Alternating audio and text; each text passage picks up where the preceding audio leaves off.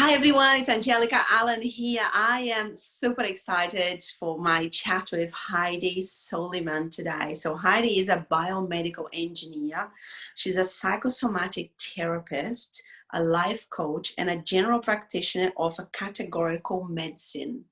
Heidi has also published 2 collaborative books called Intrepid Women and Mothers Journal. Hi Heidi, how are you? Thank you so much for being here with us today. Thank you, Angelica. Thank you so much for inviting me to be here. Very happy to have met you and very happy to serve your audience. Thank you. Heidi, you've got a very powerful story to tell us today, and I would like you to talk to us a little bit more about, where it all started, to get you here today. I think it's hard to pinpoint where it all started, but let me say that it started when I was in a hospital bed somewhere, and I was having my my last MS attack. I had diagnosed by MS for a long time before that, and it was my last attack, and I was lying in bed, and this lady asked me, a stranger asked me, "Why did you choose MS?" Wow, it gave me goosebumps. Yeah. So just backing a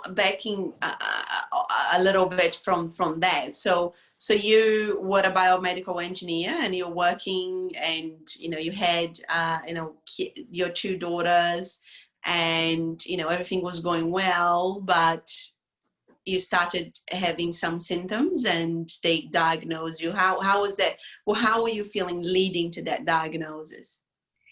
Okay, so I finished my biomedical engineering degree. I was working and I got married. I had the kids, but I remember after I had my second daughter, I was very depressed. But it wasn't the baby blues, and it wasn't the postnatal depression. It wasn't that. It was before that. So I had the symptoms of depression and anxiety before that. And I was very, very depressed for a while. So I went and I saw a psychiatrist, and he diagnosed me with severe depression and anxiety attacks. So I was on medication for that. I think a couple of years later after this, I had a heart problem. So my heart, I had palpitations, and I had SVT. SVT is a condition that in the heart, there's different places that fire irregularly for no reason. And then I had an ablation operation in my heart. Oh, wow. And that didn't work. That wasn't successful. And then after that, I started feeling more symptoms of numbness. Like my arm was numb, my leg was numb, and then it wasn't just numbness, it was like weakness as well. And then, a few years later, I wasn't diagnosed properly.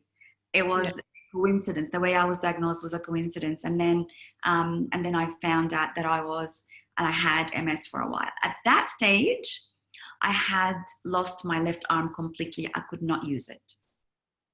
Wow. And leading to, like, with all of those issues that you had, you're quite young as well, right? Or were you in early 30s or? Yes. Wow. And did you did you keep like pushing through things, or like with all of that still working, being a mom, or just going from one doctor to another trying to find out what the problem was? Or at that time I wasn't working, so okay. I didn't work for a very long time in my life because of the sickness and because of looking after the girls and all of that. So I wasn't working at that stage. Yeah. What happened is that I had a business, and that business I had it overseas and people were looking after it, but that also didn't work because I wasn't looking after it, obviously. And I was going from one doctor to the other to find out what exactly is wrong with me, because at that stage I had fibromyalgia, I had chronic fatigue disorder, I had MS, I had anxiety, depression, all of that. But my MS was very aggressive. Right. So it was progressive. So my MS, like every time I had an attack, I lost something. Wow. So I know fibromyalgia, it can give you the same symptoms as well, right? And chronic fatigue and all of that sound, kind of similar you know, you can similar symptoms, like what, you know, if obviously coming from a biomedical engineering, you know, understanding and everything that you understand now, like what is the difference between you know, multiple sclerosis and fibromyalgia and, you know, chronic fatigue and all of the things that you've been diagnosed with? To me, as a patient, I had no idea what the difference was, because they say, oh, your body is like in its soft tissues is hurting. That is called fibromyalgia. Okay. When you lose the ability to move an organ, or, you know, like I can't move my arm, or I have weakness in my legs, I can't walk, or when I stumble, or when I lost the ability to swallow, that's MS. And then they do the diagnosis according to MRIs. Obviously, I had a lumbar puncture in my spine, and you know, blood tests and things. So they did the things. Okay, they did the tests and everything, and then they come up with and tell you, listen, you have this. Yeah. And you go, okay. And then I think at some stage they gave me something else, and I can't remember what it was, but you know, I had so many different things: insomnia, couldn't sleep. Yeah.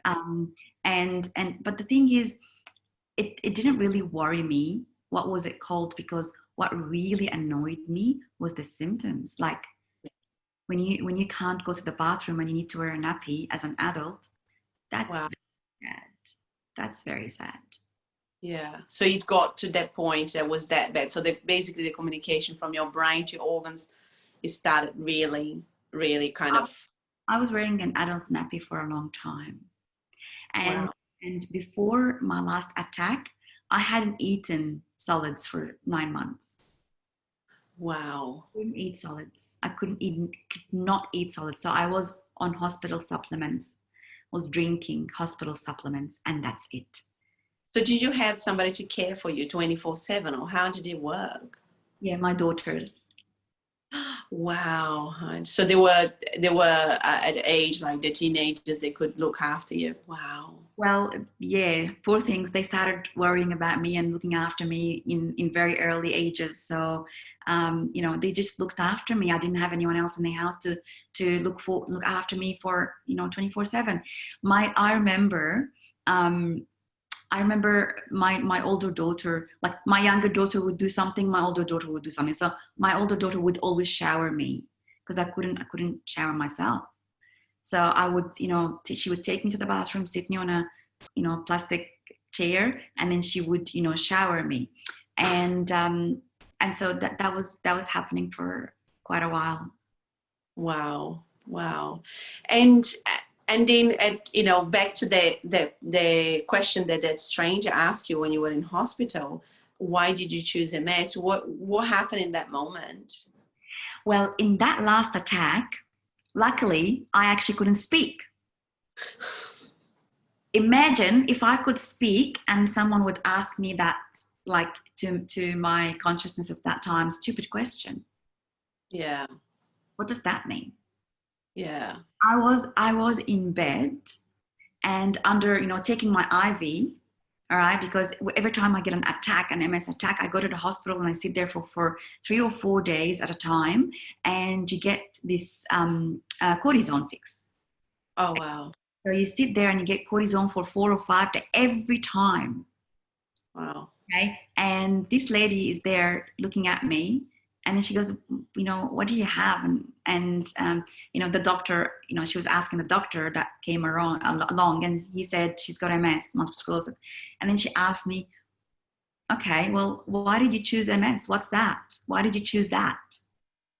And I was looking at her thinking, you know, how do I get up and punch your head in? How do I get up and you know, hit you or kill you or something like that? How dare you ask me a question like that? Yeah. I couldn't speak. I could not speak. But that question kept nagging at me after I've left the hospital and I went home. And that question just getting good out of it didn't land in my head. That question didn't land in my head. It landed somewhere in my soul. Yeah. And that's why it was like, I have to answer that question. Yeah. I need to answer that question. I need to find an answer.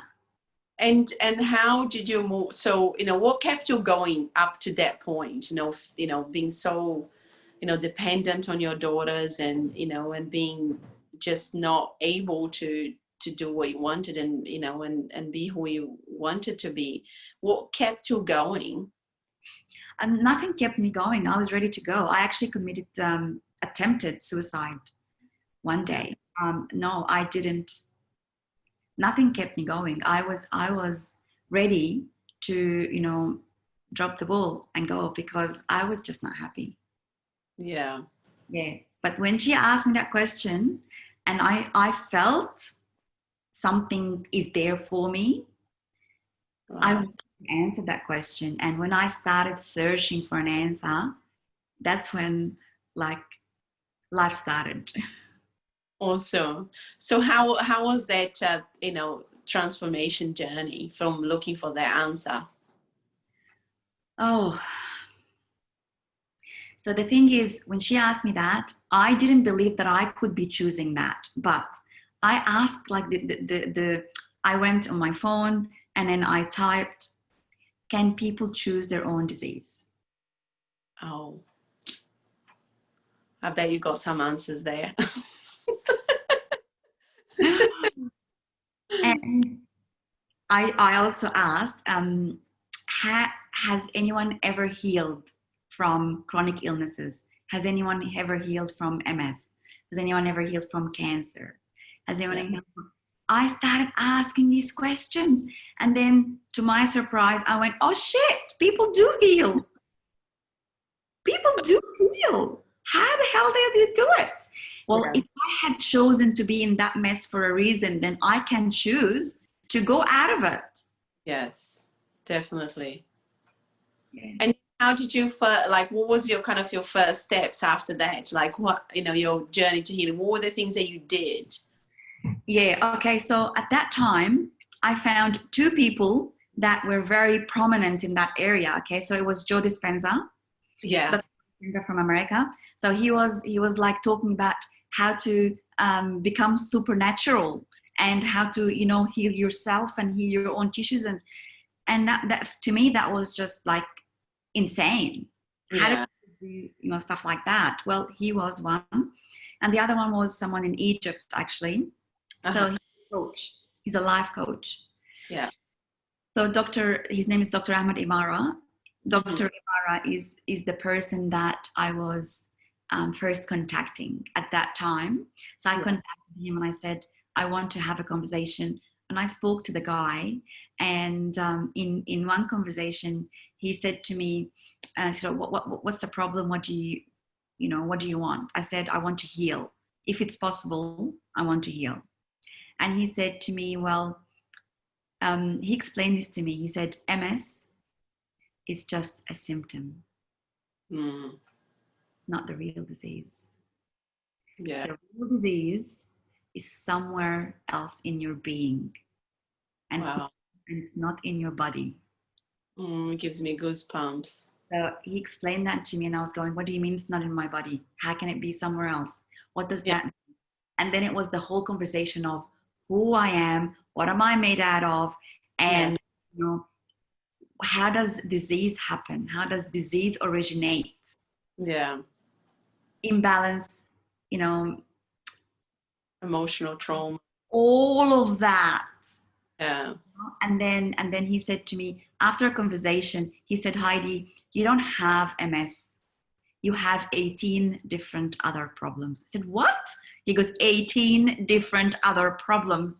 Let us talk about these problems, and then let's look at your MS later on in life. We have no idea if we're going to be able to heal that. And I said, what do you mean? He goes, you've got 18 different issues that we are going to deal with before we even look at anything got to do with your health. Wow. And then the journey started.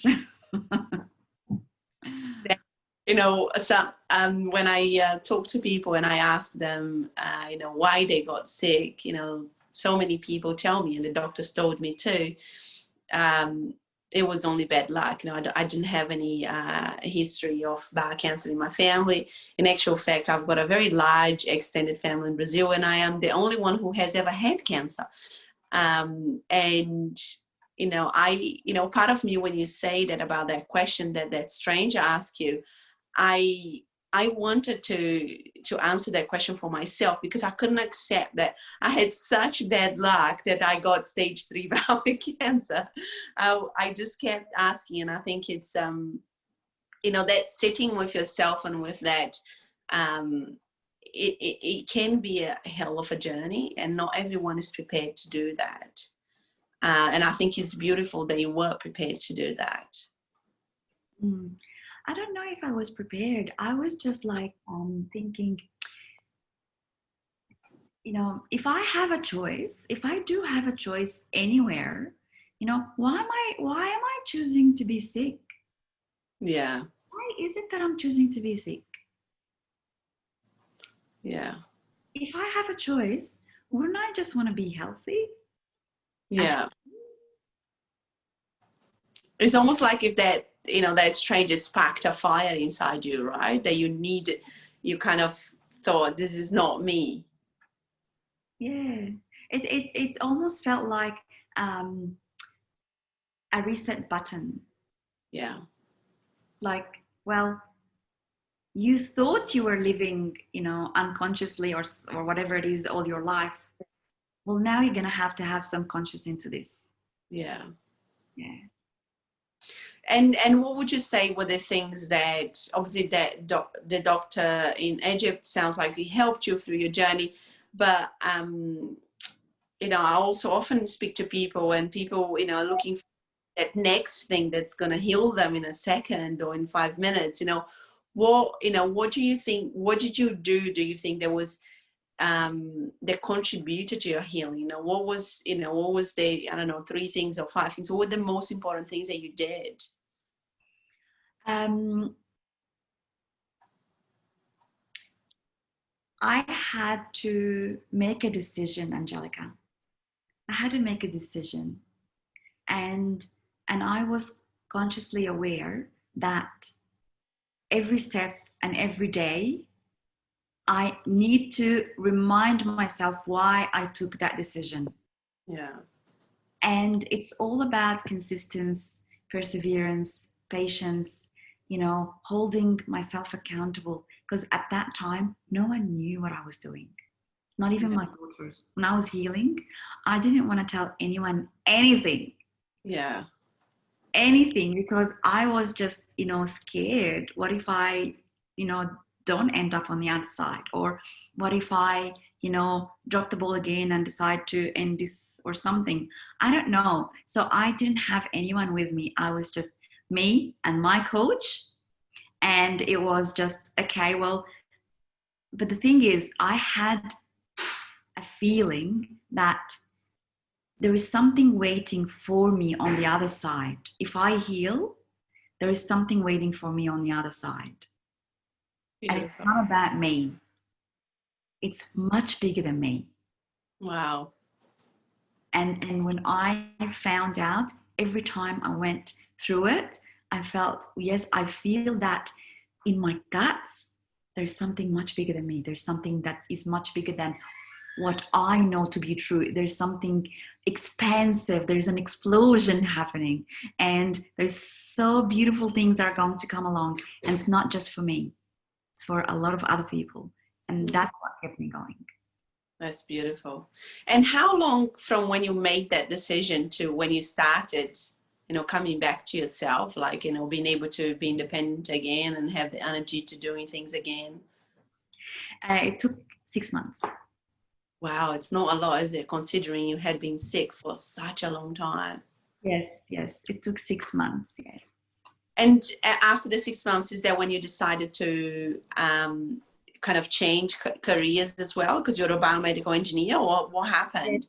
So after 6 months, I at that stage I had stopped all my medication. Wow. And I was on 16 different tablets a day, and I was self-injecting this medicine twice a week. So after 6 months, I had stopped all my medication on my own. I didn't have a doctor's interference in that. So I actually managed to stop everything on my own. So 6 months later, stopped my medication, had no symptoms. And, you know, I thought, what do I do now? Do I go back to biomedical, or do I use my new talent or my experience to help other people? And I thought, well, going back to biomedical is like my comfort zone. I'll go back and I'll do the same thing I've done for a while. But when I thought about it, I thought, this is not why I actually healed. I healed for another reason. I healed for a purpose. That purpose was to help others heal. Wow, that's amazing. And why do you think you got sick? Well, it's a beautiful question. Thank you. That's a beautiful question. I got sick because my sickness was an autoimmune condition, okay? And for someone to start having an autoimmune condition is someone giving their powers away. I got sick because I chose to give my powers away. I chose to let others run my life. I chose to give someone else the powers over me. Something else or someone else. Yeah. And I did it so strongly, to the extent that I was telling my immune system, I don't need you. I don't want you. Yeah. I want to be defeated. I want to be run over. So let me go. So my immune system started playing up. So it started going against me. Yeah. And that's when I was diagnosed with all these different things. But it's all about what was happening right here. Yeah. What I was choosing to do. Yeah. So how do you help people now? Well, I have a bag full of tools. And when I see someone, I need to first get to the bottom of why are they really sick. Yeah.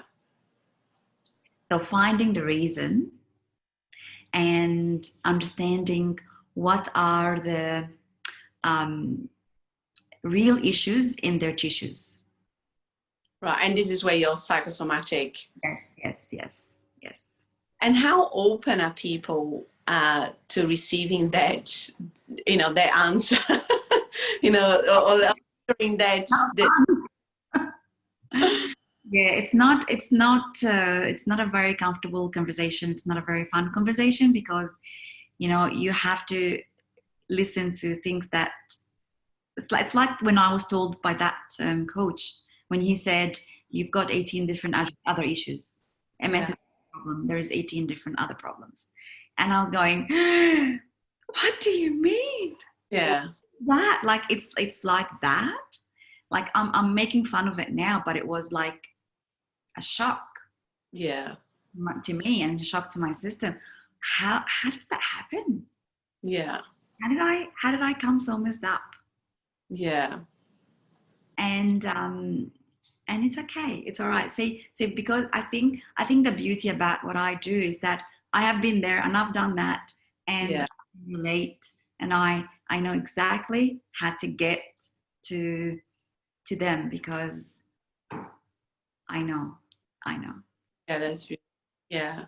And our last question, if you were to meet somebody today who was just diagnosed with MS, what would you say to that person?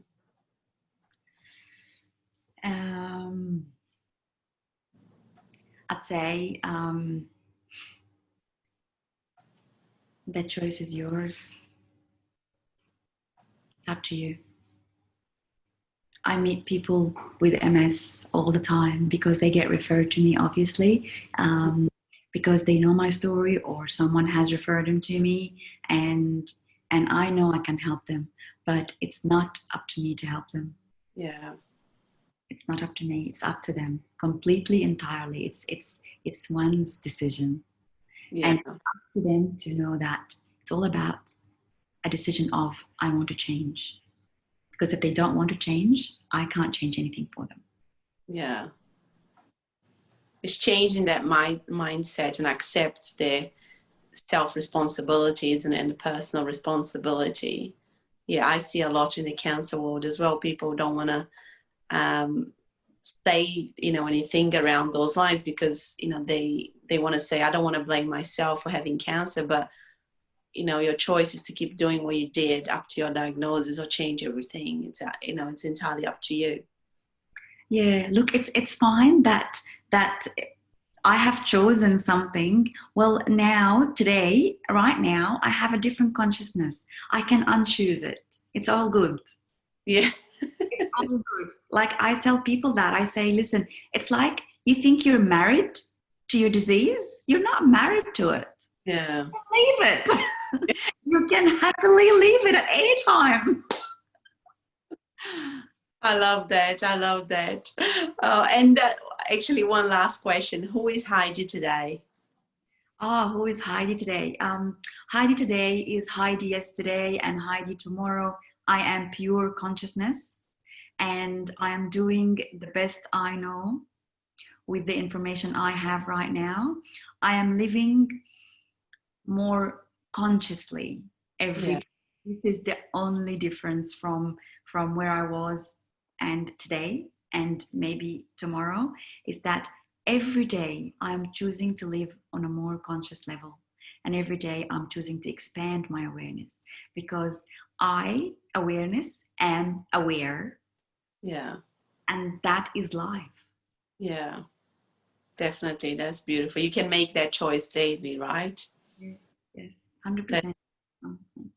Thank you so much, Heidi, for being here. I will put your details down, like your website, contact details, so people can reach out to you if that's okay. And we can, you know, can share all the information so people can reach out, and, you know, and on Facebook as well, and on Instagram, and your website as well. Thank you so much, Angelica. Thank you. I really enjoyed my time with you. And thank you so much for the work you do. I'm sure that you're going to lead a lot of people to master themselves and their health as well. Thank you. Thank you so much. Take care and have a lovely day.